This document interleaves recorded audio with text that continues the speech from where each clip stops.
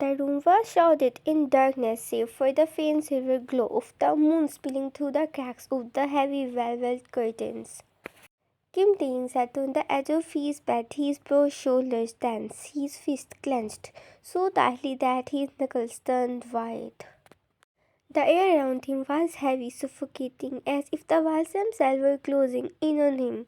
His sharp jawline was shadowed by the dim light, and his piercing eyes, usually cold and unreadable, now reflected a storm of emotions, anger, pain, and a deep, unrelenting sorrow. He stared at the photograph in his hand, a faded picture of a couple smiling warmly. Their faces were blurred, their features indistinguishable, as if his mind had locked away the memory of them to protect him from the pain. But it did not help. The pain was always there, gnawing at him, consuming him. Why can't I remember? He muttered under his breath, his voice low and sustained. He slammed his fist against the bedside table, the sound echoing through the empty room like a dash. Why can't I see their faces?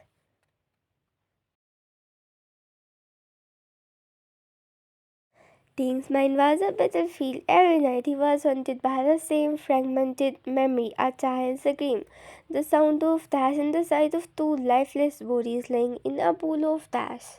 He had been just a boy when it happened, too young to understand, too young to remember their faces clearly.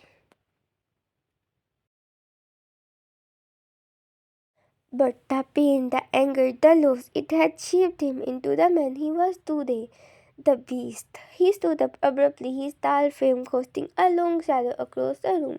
He walked over to the window, pulling the curtains aside to let the moonlight flood in. The city below was alive with lights and noise, but Ting felt nothing but emptiness. He was a man consumed by revenge, driven by the need to avenge his parents' deaths. But how could he avenge them when he could not even remember their faces? The next morning, Ting found himself in the grand sitting room of his family estate. The room was opulent with high ceiling crystal chandeliers and antique furniture that spoke of old money and power. The air was thick with the scent of aged wood and expensive perfume. Sitting across from him was his grandmother, a woman as formidable as she was elegant. Her sharp eyes poured into him, and her voice was steady as she spoke. Taehyung, she began, her tone commanding, yet gentle. It's time you knew the truth. Taehyung's eyes narrowed. He leaned back in his chair, his expression guarded. The truth about your parents' death? She replied, her voice dropping to a whisper. I have kept this from you for too long. But now you are ready. Taehyung's heart raced. He leaned forward, his hand gripping the arms of the chair. Tell me. His grandmother took a deep breath, her aged hands trembling slightly as she clasped them together. The man who killed your parents, his name is Jung Minhu. He was your father's business partner, but he betrayed him. He took everything from us, your parents' lives, their legacy, and your childhood. Ting sat tightened, his knuckle turning white as he clenched his fist. Jung Minhu, he repeated, the name burning into his memory. Where is he now? He's still out there, his grandmother said, her voice hardening. But he's untouchable. He's built an empire, surrounded himself with powerful allies. You can't just walk up to him and pull the trigger. You need to be smarter than that. The young eyes darkened, a dangerous glint flashing in them. What do you suggest? A sly smile crept onto his grandmother's face, her lips curling into a knowing smirk. Jeong Min-hoo has a daughter, Jeong Wan. She is young, innocent, and completely unaware of her father's sin. If you marry her, you will have access to his world. You will be able to destroy him from the inside. Taehyung's mind raced. Marry the daughter of the man who killed his parent? It was a cruel, twisted plan, but it was also brilliant. He nodded slowly, his resolve hardening. I will do it. The news of Taehyung's impending marriage spread quickly to the city. Jungwan, however, was the last to know. She sat in her small, modest apartment, staring at the letter in her hands. It was from her parents informing her of the arrangement. Her heart sank as she read the words. Girl यहाँ से ना मुझे थोड़ी सी mistake हुई है कि मैंने letter वाला सीन लिख दिया. मतलब लेटर वगैरह कोई नहीं है, इसकी मम्मा ही बता रही है, ठीक है ना. Mary came to Young. She whispered, her voice standing. But why? Her mother, a kind woman, sat beside her. Why? And this is for the best. Taehyung is a powerful man. He can give you a life we never could.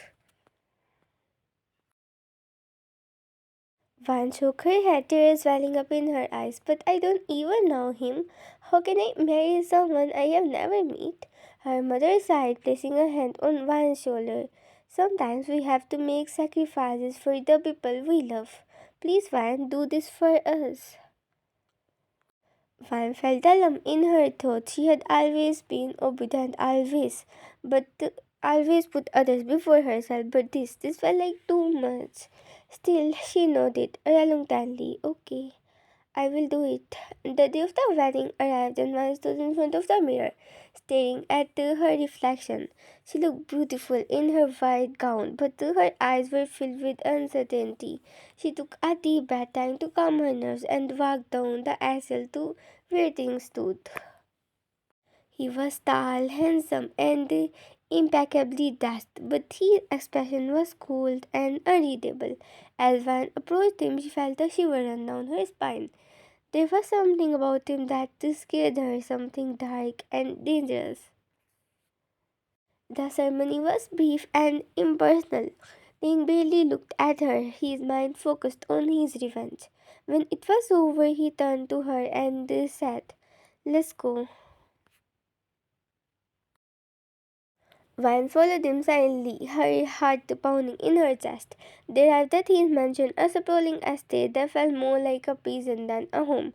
Ting led her to their bedroom and closed the door behind them. "This is your room," he said curtly. "Don't expect anything from me. This marriage is nothing more than a business arrangement."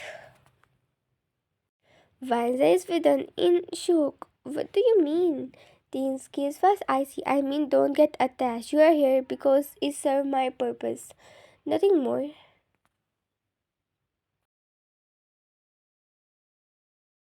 With that, he turned and walked out, leaving Vine standing alone in the middle of the room. She felt a wave of emotions, confusion, fear, and sadness, but beneath it all, there was a spark of determination.